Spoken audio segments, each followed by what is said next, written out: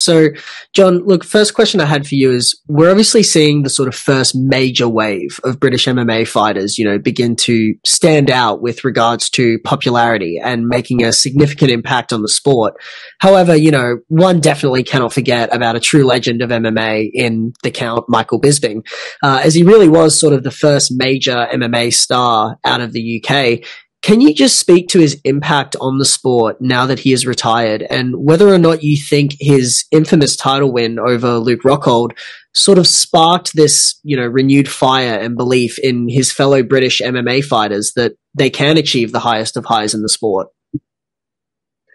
Yeah, it's a really interesting one. And I guess when you're in it as much as I am, I sometimes don't see the overall impact, or I don't take enough time to sort of step back and really have a look at how all of this is played out. And also, you need a passage of time, as you were sort of alluding to. And I think you made a very important point. I think the impact, from my perspective, and I might be wrong on this, it has been more on the MMA community and the fighters, rather than the acceptance of mixed martial arts by the wider mainstream media and general population. I still don't think we're there. I think it's a lot to ask of individuals, but we have something over here called the BBC Sports Personality of the Year, and our athletes, I don't think we're really quite in the mix alongside your Lewis Hamiltons of the world and other like huge sports stars.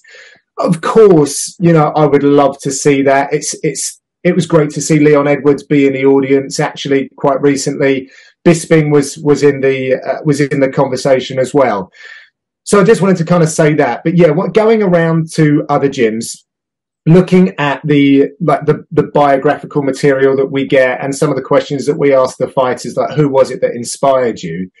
Bisping is on the tip of the tongue for a lot of these UK fighters.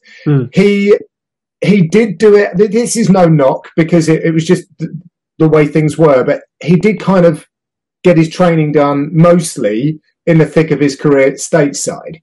And that's the difference between him and Leon Edwards. Leon's obviously pushed this, the narrative that we can get it done over here. I spent one camp at AKA, which didn't really work out very well for me, probably more in a tactical sense, going into that Usman fight first time around. And that's why he, in his post-fight speech, he's like, look at me now. I told you we could do it. You're down to me. We can win a belt from the UK. Yeah. And even the way that they construct the gym down there, but that is very open in terms of open mat. But that's a bit of a tangent.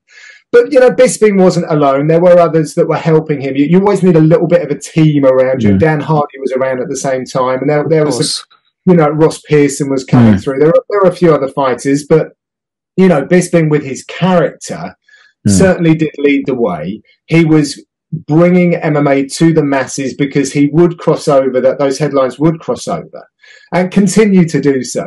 And that's the thing, Michael's work isn't done. And although he's hung up his gloves, when new people come into the UFC, come into MMA and start watching the UFC, and they see a pundit like Bisping, like, oh, the guy's from, the north of England. Let me have a look at this guy. I don't really know what he's done. Oh, boy, he was the first champion.